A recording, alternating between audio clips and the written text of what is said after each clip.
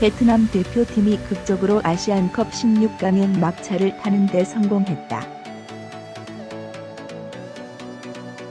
박항서 감독이 이끄는 베트남 축구 대표팀은 18일 이하 한국 시각 2019 아시안컵 조별리그에서 1승 2패 승점 3점 골득실 -1, 4골 5실점로 기초 3위를 기록했다.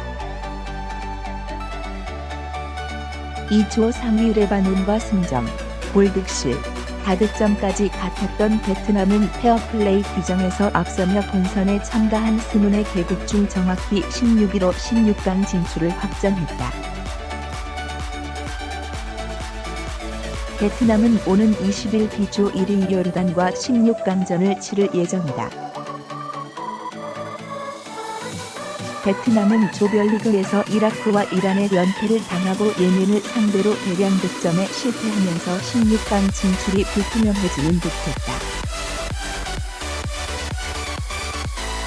하지만 조별리그 마지막 경기에서 북한이 레바논에게 3점 차로 패하면서 베트남이 뜻밖의 수혜자가 됐다. 박항서 감독은 베트남 사령탑 부임 후 출전한 가장 큰 대회에서 또 한 번 조별리그 통과라는 한 차 목표를 달성했다. 본선 첫 경기부터 무너진 베트남의 A매치 18경기 무패 기록.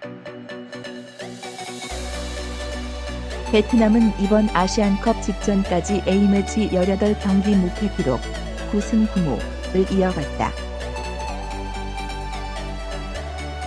이는 세계의 그 어떤 축구 대표팀도 이루지 못하고 있는 현재 진행형 세계 기록이다. 베트남 축구 팬들이 내심 베트남이 이번 아시안컵에서 대형 사고를 칠 수도 있다고 기대한 이유도 바로 2년 넘게 패배를 모르는 박항서호의 최근 행보와도 무관하지 않다. 하지만 냉정하게 보면 베트남 대표팀의 무패 기록을 지나치게 고평가할 필요는 없다. 베트남의 경우 애초에 강한 상대와 맞붙을 기회가 거의 없기 때문에 스즈키커를 포함해 주로 동남아에 속한 약체들과 경기를 많이 치러왔다. 반면에 베트남 이전 A매치 15경기 무패를 기록했던 프랑스의 경우 러시아 월드컵 7경기 무패 5승을 포함해 수준 높은 유럽의 최전선에서 만들어낸 기록이다. 기록의 질에서 베트남과 비교가 되지 않는다는 뜻이다. 실제로 베트남 대표팀을 이끄는 박항서 감독은 아시안컵을 앞두고 8강 이상에 관한 목표를 잡기보단 조별리그 통과를 한 차 목표로 잡았다. 사실 베트남 축구는 참가국이 많지 않았던 초기 두 번의 대회에서 결선리그에 진출한 후 아시안컵 본선 무대에 한 번밖에 나가지 못했다. 그나마 인도네시아, 말레이시아, 태국과 공동 개최하며 자동 출전했던 2007년 대회를 제외하면 무려 59년 만에 나서는 아시안컵 본선 무대다. 내심 큰 기대를 안고 아시안컵에 도전했지만 박항서호가 부딪힌 현실은 생각보다 잔인했다. 베트남 대표팀은 지난 8일 이라크와의 조별리그 첫 경기에서 전반까지 2-1로 앞서고 있었음에도 후반에 찾아온 체력 저하를 극복하지 못하고 2-3으로 역전패를 당했다. 베트남 축구가 자랑스럽게 여기던 A매치 18경기 연속 무패 행진이 아시안컵 본선 첫 경기부터 허무하게 마감된 것이다. 12일 베트남의 두 번째 상대는 이번 대회 강력한 우승 후보이자 아시아 최강으로 꼽히는 이란이었다. 이란은 아시아 국가 중 피파 순위 29위, 다 가장 높고 작년 러시아 월드컵에서도 아시아 국가들 중 유일하게 3포트를 받았던 팀이다. 베트남은 특유의 선수비 후역습 전략으로 반격을 노렸지만 이란의 슈퍼스타 사르다르 아즈문에게 멀티골을 허용하면서 0-2로 패하고 말았다. 페어플레이 점수로 극적인 16강행, 더 큰 매직을 준비하는 박항서호. 첫 두 경기에서 중동의 두 강호를 만나 연패를 당했지만 박항서 감독은 16강 진출 여부와 관계없이 예멘과의 조별리그 마지막 경기에서 필승의 각오를 밝혔다. 사실 이라크전에서 두 골을 넣으며 선전했고 이란전에서도 대량 실점을 면한 베트남은 예멘전에서 다득점으로 승리하면 충분히 16강 진출을 노릴 수 있었다. 스문의 개국이 본선에 진출한 이번 대회에서는 각조의 3위 중상위 4개 팀의 와일드카드로 16강행 티켓이 주어진다.